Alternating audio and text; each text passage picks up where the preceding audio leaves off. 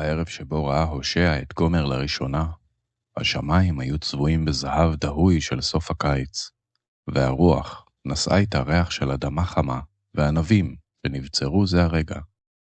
היא עמדה ליד הבאר, לא רחוק משורת עצי תאנה, כאילו אינה שייכת באמת לשום מקום בסביבה.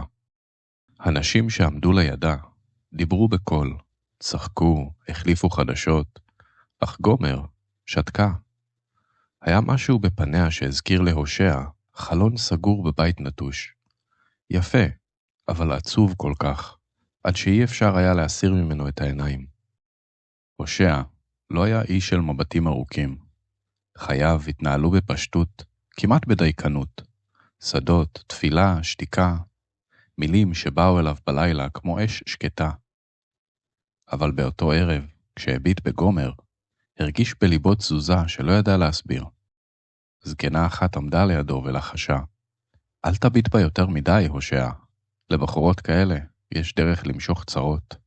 הושע הפנה את מבטו אל הזקנה, ואם לא היא מושכת את הצרות, הוא שאל בשקט, אולי הצרות רודפות אחריה.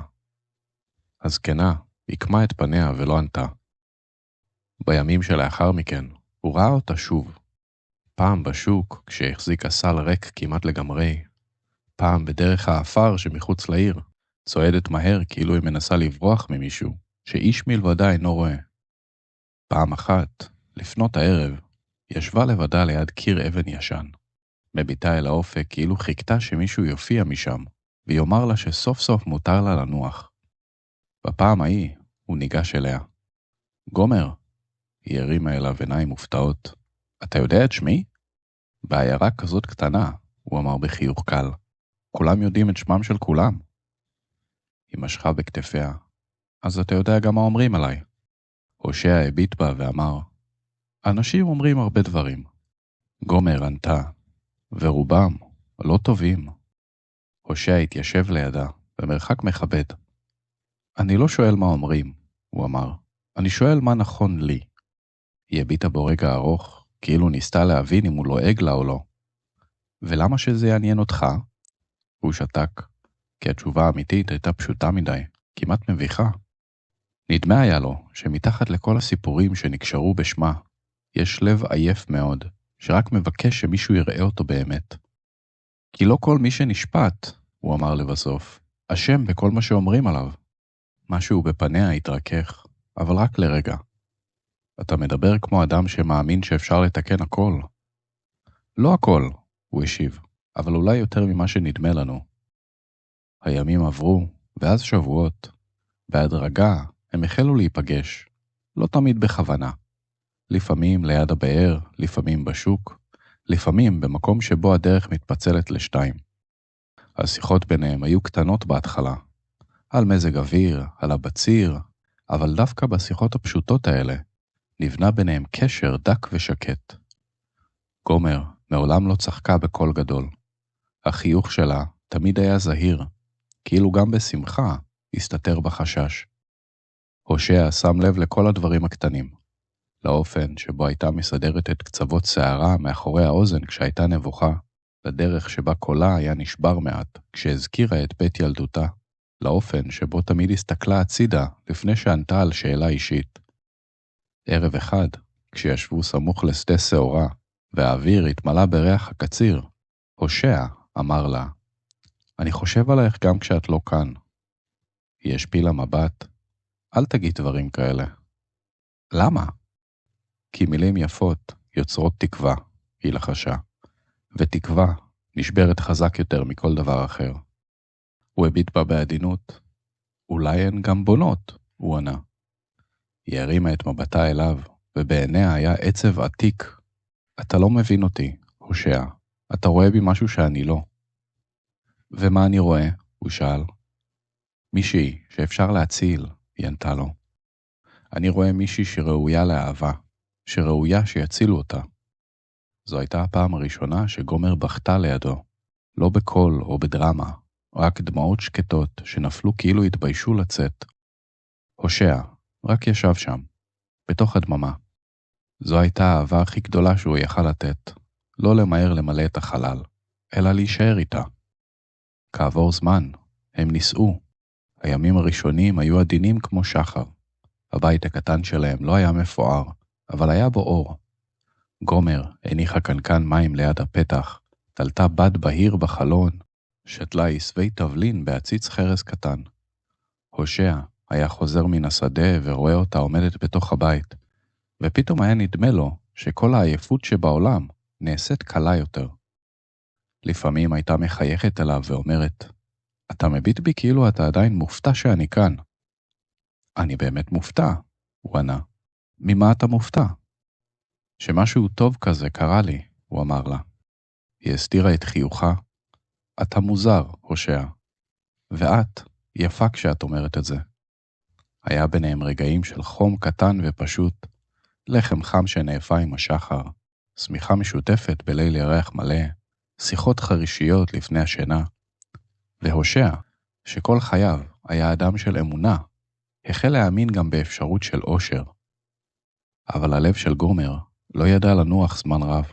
בתוך השקט החדש החלו לצוף בה קולות ישנים, פחדים שלא נרפאו, בושה שלא נשכחה, זיכרונות של ימים שבהם איש לא ביקש את ליבה, רק את קרבתה. לפעמים הייתה קמה באמצע הלילה ויושבת ליד החלון החשוך. לפעמים הייתה משתתקת ימים שלמים. ולפעמים הייתה מביטה בהושע כאילו אהבתו עצמה מכאיבה לה. לילה אחד מצא אותה יושבת בחוץ, יחפה, תחת אור הירח. למה את כאן? הוא שאל ברוך. לא הצלחתי לנשום בפנים, היא אמרה לו. הוא התיישב לידה. עשיתי משהו? לא, לא עשית כלום. אז מה מכביד עלייך כל כך? היא חיבקה את ברכיה. אני לא יודעת איך להיות אישה שמאמינים לה, אמרה בקול שבור. אני לא יודעת איך להחזיק דבר טוב, בלי לחשוב שהוא עוד רגע ילקח ממני. הושע הביט בה, וליבו התכווץ. גומר, הוא אמר. אתה לא מבין, היא קטעה אותו. כשאדם חי יותר מדי זמן בלי בית, גם כשהוא נכנס הביתה הוא ממשיך לעמוד ליד הדלת. הוא שלח יד ואחז בכף ידה. אז נעמוד ליד הדלת ביחד, הוא אמר, עד שתאמיני שמותר לך להישאר. אבל לפעמים, גם אהבה עמוקה, אינה מרפאת מיד את מה שנשבר במשך שנים. יום אחד, גומר פשוט הלכה. בלי צעקות, בלי ריב, בלי דרמה. רק שקט, שקט חד כמו סכין. הושע חזר מן השדה, והבית היה מסודר מדי. הבד בחלון לא זז. הקנקן עמד מלא, והמקום שבו הייתה מניחה את סעיפה היה ריק. על השולחן חיכתה רק מחרוזת קטנה של חרוזי חרס שהייתה עונדת לפעמים. הוא ישב מולה זמן ארוך מאוד, כאילו אם ימשיך להביט בה, יצליח לעצור את הרגע מלהיות אמיתי. בלילות שאחר כך, העיר כולה נדמתה לו זרה. הרחובות, השוק, הבאר, הכל נשאר כמו שהיה, אבל רק הוא השתנה. אנשים לחששו מאחורי גבו, חלקם ריחמו עליו, חלקם שפטו, אחרים הביטו בו במבט שאומר, אמרנו לך. אבל הכאב הגדול ביותר לא היה במה שאמרו כולם, אלא במה שאמר ליבו. אולי אהבתו פשוט לא הספיקה. יום אחד אמר לו שכן, עזוב אותה, הושע, יש דברים שאי אפשר להשיב. הושע אמר בקול פשוט, אם כך, למה הלב שלי עדיין הולך לחפש?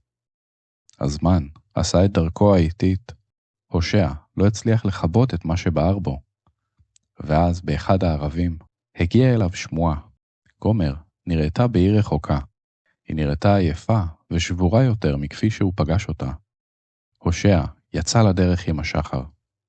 וכשהגיע, מצא אותה בחצר צרה. לרגע הוא כמעט לא זיהה אותה. פניה היו חברות יותר, עיניה היו כבויות, ועמידתה הזכירה ציפור שנרטבה בגשם, ואיבדה את כוחה לעוף.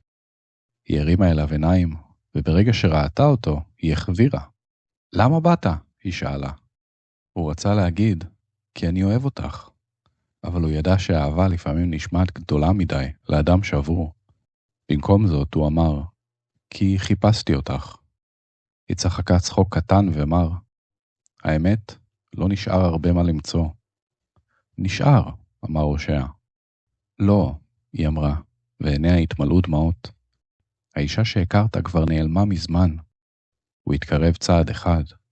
אני לא מחפש את מה שהיית, אני מחפש אותך. היא נערה בראשה. אתה לא מבין כמה התרחקתי. אולי, הוא אמר ברוך, אבל אני יודע שגם מרחק גדול לא מוחק את הדרך חזרה הביתה. גומר סגרה את עיניה, כאילו המילים האלו כאבו לה. למה? היא לחשה. למה אתה לא שונא אותי? פשוט תשנא אותי, זה היה מקל עליי. עיניו של הושע התרככו. כי השנאה היא קלה מדי בשבילי, הוא אמר. אבל האהבה היא אמיתית יותר. היא בכתה אז כמו שלא בכתה מעולם לידו. בלי להסתיר, בלי לחנוק את הכל. כל השנים שבהם ניסתה להיות חזקה, כל המקומות שאליהם ברחה, כל הפעמים שבהן שכנעה את עצמה שאינה ראויה לבית. הכל נשבר באותו הרגע. הושע לא אמר דבר, הוא רק עמד שם, ולבסוף הושיט לה את ידו. בואי הביתה, הוא אמר. היא הביטה בידו כאילו לא האמינה שיש בעולם דבר כזה. יד שמושטת אליה, לא כדי לקחת, לא כדי לשפוט, רק כדי להשיב. אחרי כל מה שעשיתי, היא שאלה. אחרי כל מה שעשית, הוא ענה. גומר הניחה את ידה בידו, והדרך חזרה הייתה שקטה. זו הייתה דרך עם צלקות, אבל דרך של ריפוי. השמש שקעה מאחוריהם בצבע ורוד עמוק, וכשנראתה העיר מרחוק, גומר עצרה ושאלה בקול כמעט ילדותי. אתה חושב שיום אחד אדע באמת להישאר? הושע הביט בה, ובחיוך עצוב ועדין הוא אמר, יום אחד את תגלי שלא אני זה שהחזקתי אותך כל הדרך הביתה, אלא אהבה שלא ויתרה עלייך.